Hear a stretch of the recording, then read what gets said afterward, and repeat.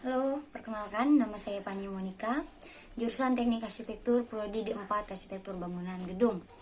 Pada saat ini saya akan membahas tentang laporan penelitian, yaitu tentang rumah tinggal di saya di kampung yang berlokasi di Desa Laja, Kecamatan Tanah Pindo Barat, Kabupaten Melawi, yaitu tentang mata kuliah tipologi bangunan tinggi. Baik, yang pertama yaitu pendahuluan. Yang pertama latar belakang. Yang pertama arsitektur tropis. Arsitektur tropis merupakan arsitektur yang berada di daerah tropis dan telah beradaptasi dengan iklim tropis. Indonesia sebagai daerah beriklim tropis memberikan pengaruh yang cukup signifikan terhadap bentuk bangunan rumah tinggal. Dalam hal ini, khususnya rumah tradisional. Kondisi iklim seperti temperatur udara, radiasi matahari, angin kelembaban, serta curah hujan mempengaruhi desain dari rumah-rumah tradisional. Masyarakat pada zaman dulu dalam membangun rumahnya berusaha untuk menyesuaikan kondisi iklim yang ada gunanya mendapatkan desain rumah yang nyaman dan aman. Pengertian umumnya adalah sebuah konsep desain yang beradaptasi dengan lingkungan tropis, tetapi bukan berarti melupakan sisi estetika. Hanya di sini hal yang paling utama adalah sebuah respon positif dari efek iklim tropis itu sendiri, karena lingkungan yang tropis memiliki iklim yang panas. Yang kedua yaitu pengertian iklim tropis. Iklim tropis dapat dibedakan menjadi beberapa jenis sesuai dengan keadaan alam, yaitu daerah tropis kering seperti sabana, stepa, dan gurun pasir. Kemudian daerah tropis lembab seperti hutan hujan tropis, daerah yang memiliki musim basah dan sabana lembab. Yang selanjutnya wilayah. Wilayah Indonesia termasuk dalam iklim tropis basah atau wilayah dengan iklim hangat lembah. Hal ini ditunjukkan dengan ciri-ciri berupa: yang pertama, wilayah Indonesia memiliki kelembapan udara yang relatif tinggi atau umumnya di atas 90%. Yang kedua, Indonesia memiliki curah hujan yang tinggi. Yang ketiga, memiliki suhu tahunan lebih dari 18 derajat Celcius dan mencapai 38 derajat Celcius ketika musim kemarau. Indonesia memiliki perbedaan antar musim yang tidak terlalu signifikan, kecuali pada periode hujan yang sedikit dan hujan banyak disertai angin kencang. Sedangkan iklim tropis kering ditandai dengan ciri-ciri sebagai berikut. Yang pertama, memiliki wilayah dengan kelembapan udara relatif rendah atau umumnya di bawah 50%. Curah hujan yang rendah, kondisi atmosfer jarang terjadi awan sehingga radiasi matahari tinggi. Terdapat gurun pasir akibat curah hujan yang sedikit. Pada perubahan suhu ekstrim terjadi ledakan atau pecahan batu. Yang pertama, daerah yang terletak di antara garis 23,5 lintang utara atau sampai dengan 23,5 derajat lintang selatan. Kedua, memiliki rata-rata temperatur udara yang tinggi karena posisi vertikal matahari, umumnya memiliki suhu 20 derajat Celcius hingga 30 derajat Celcius, bahkan lebih untuk daerah dengan iklim tropis basah. Yang ketiga, pergantian suhu tidak terlalu ekstrim atau dapat dikatakan normal. Yang keempat, amplitudo suhu rata-rata tahunan kecil pada wilayah Khatulistiwa mencapai 1 derajat Celcius hingga 5 derajat Celcius, namun amplitudo harian lebih besar. Yang kelima, cenderung memiliki tekanan udara rendah dan berubah secara perlahan serta beraturan. Yang keenam, penguapan air laut tinggi sehingga kondisi atmosfer memiliki banyak awan. Yang ketujuh, memiliki curah hujan tinggi dan lebih lama dibandingkan dengan wilayah dengan kondisi iklim lainnya.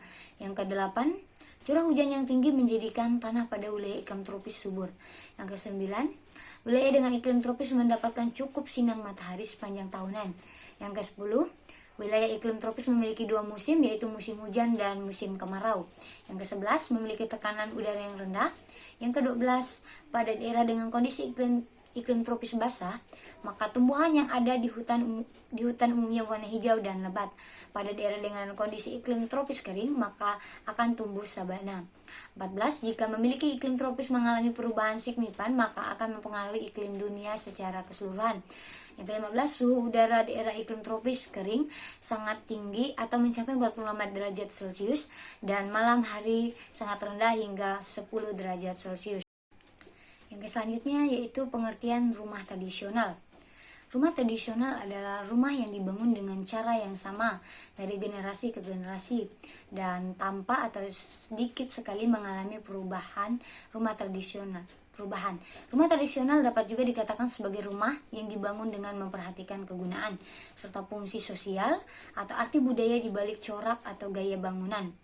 Penilaian kategori rumah tradisional dapat juga dilihat dari kebiasaan-kebiasaan masyarakat ketika rumah tersebut didirikan. Misalnya, seperti untuk upacara adat, rumah tradisional ialah ungkapan bentuk rumah karya manusia yang merupakan salah satu unsur kebudayaan yang tumbuh atau berkembang bersamaan dengan tumbuh berkembangnya kebudayaan dalam masyarakat. Ragam hias arsitektur pada rumah tradisional merupakan hal yang tidak dapat dipisahkan. Rumah tradisional merupakan komponen penting dari unsur fisik, cermin budaya, dan kecenderungan sifat budaya yang berbentuk dari tradisi dalam masyarakat. Tujuan penulisan dalam laporan ini yaitu yang menjadikan tujuan pembahasan adalah menemukan rumusan masalah yang sebenarnya terjadi sehubungan dengan rumah tinggal, yaitu di mana rumah tinggal tersebut berbentuk rumah tinggal tradisional. Pembahasan akan ditekankan pada masalah yang berkaitan dengan arsitektur saja, sedangkan yang tidak berhubungan dengan arsitektur dibahas secara sekilas pada latar belakang. Yang selanjutnya sasaran yang ingin dicapai dalam bahasan ini adalah menemukan rumusan permasalahan tentang penerapan dalam rumah tersebut, tentang desain rumah yang berkaitan dengan iklim tropis, apakah rumah tersebut sudah memenuhi desain tropis dan memperbaiki atau merubah desain sesuai permasalahan yang ada. Yang selanjutnya yaitu tinjauan pustaka. Yang pertama, sebaran radiasi matahari. Perolehan panas pada ruang luar yang terbesar adalah berasal dari radiasi matahari. Menurut Widayanato tahun 2013, radiasi matahari yang mengenai sebuah permukaan juga dipengaruhi oleh posisi dan ketinggian matahari. Posisi matahari atau azimut adalah letak matahari terhadap pengamat terhadap arah utara, sedangkan ketinggian matahari altitude adalah ketinggian matahari terhadap cakrawala. Penentuan sudut jatuh sinar matahari baik horizontal maupun vertikal didapat setelah kita mengetahui posisi matahari azimut dan ketinggian matahari altitude. Sebaran radiasi matahari yang mengenai permukaan bumi dapat terserap di atmosfer, dipantulkan kembali oleh awan, diserapkan oleh udara sekitar, dan diserapkan dan dipantulkan kembali oleh tanah. Bisa dilihat pada gambar yang ada di bawah tersebut. Yang selanjutnya yaitu teori sun shading. Sun shading adalah peredam atau penghalang cahaya matahari agar cahaya matahari tidak langsung masuk ke dalam ruangan. Bentuk dan penerapan dari sun shading sendiri ada bermacam-macam, mulai dari besaran dan juga material yang digunakan. Berdasarkan teori sun shading, ada 3 dasar cara peletakan sun shading pada fasad bangunan, yaitu vertical shading device, horizontal shading device, Eggeright shading device, atau Watson 1993. Rangka shading yang ideal akan memblokir maksimum radiasi matahari, sementara masih memungkinkan pandangan dan angin masuk ke jendela. Yang selanjutnya yaitu optimalisasi lahan dan aspek kenyamanan pejalan kaki terhadap iklim tropis. Optimalisasi lahan menurut WJS Pewadarminta tahun 1997 dalam Kamus Besar Bahasa Indonesia tahun 2008, optimalisasi berarti hasil yang dicapai sesuai dengan keinginan. Pencapaian hasil sesuai dengan secara efektif dan efisien berkaitan dengan pemanfaatan lahan.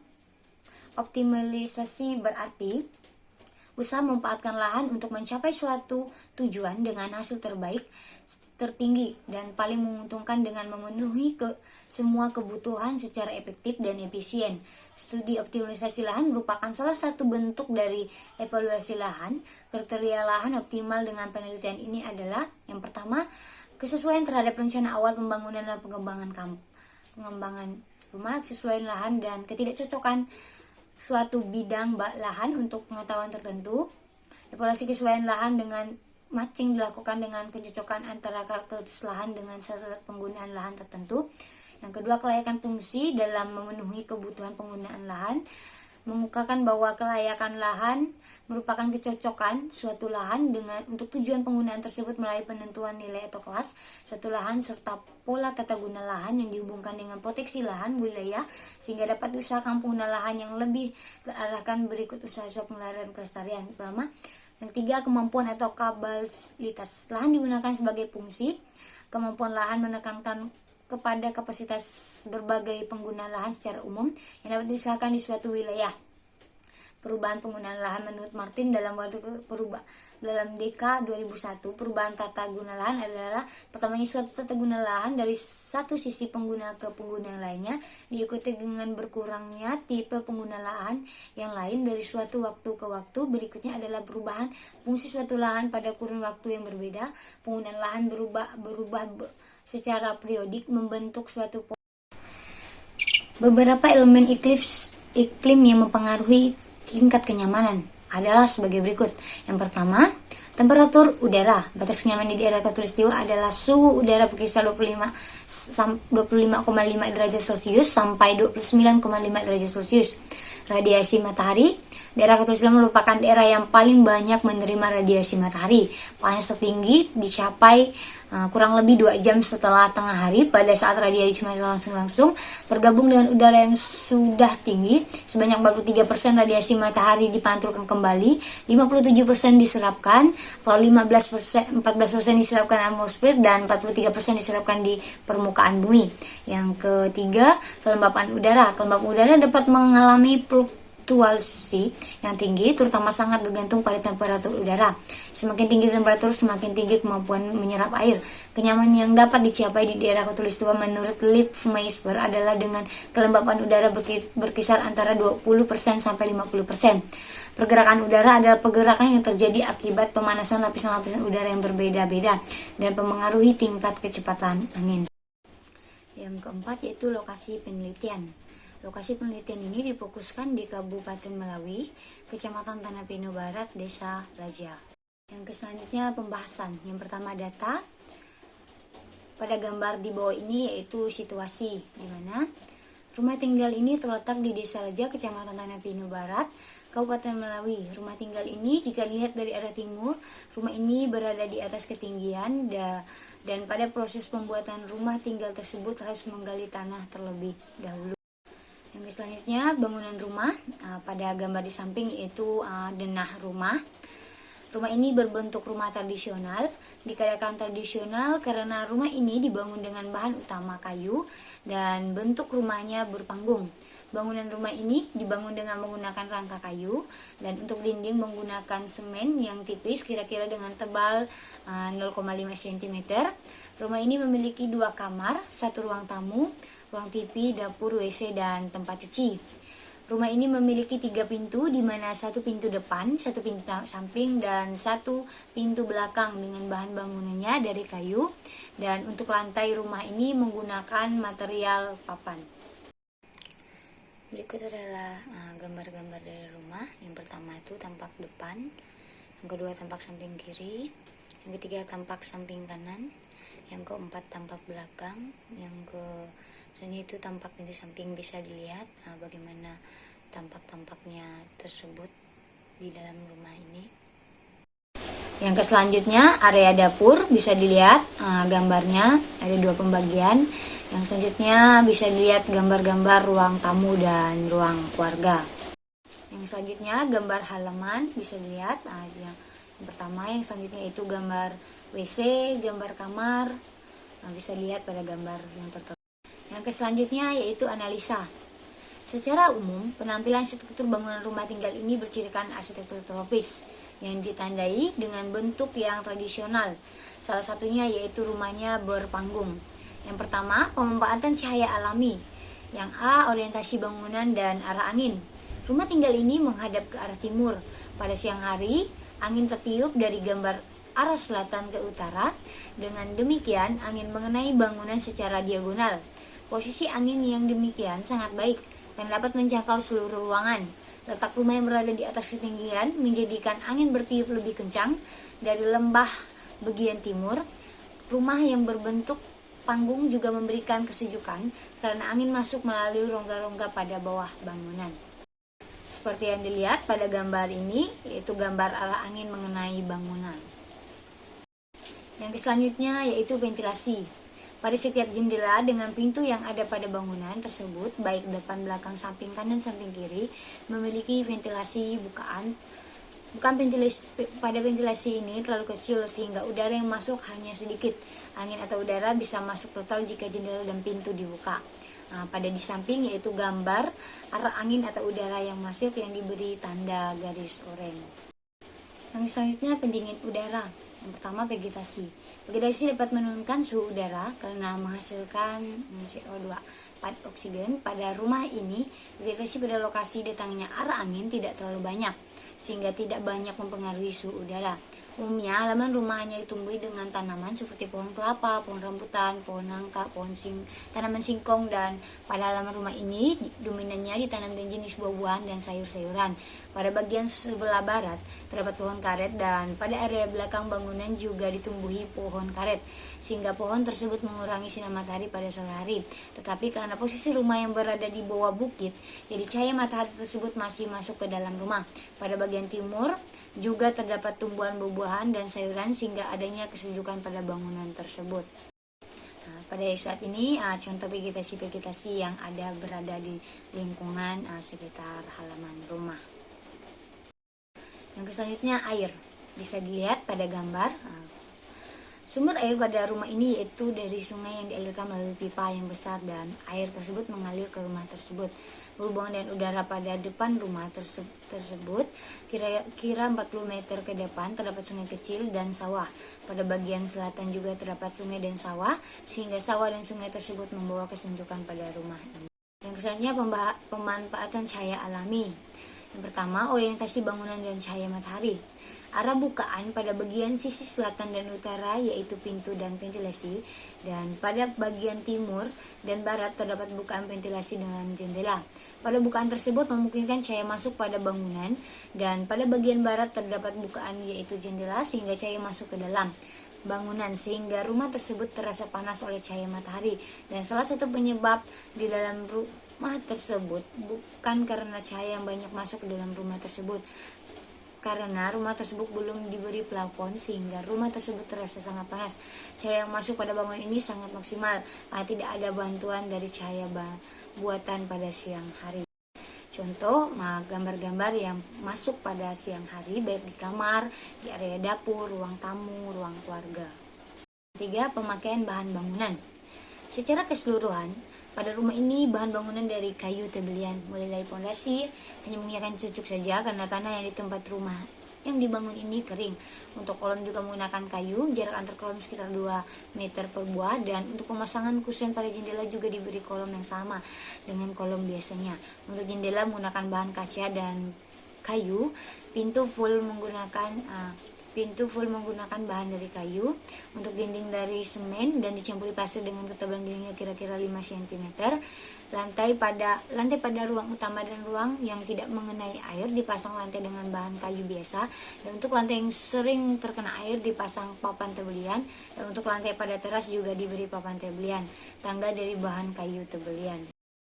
Baik, yang ketiga adalah solusi dalam permasalahan rumah. Yang pertama, kamar yang pada bagian barat dipindahkan ke bagian utara karena pada bagian barat terlalu banyak sinar matahari masuk sehingga menyebabkan kamar tersebut terasa sangat panas.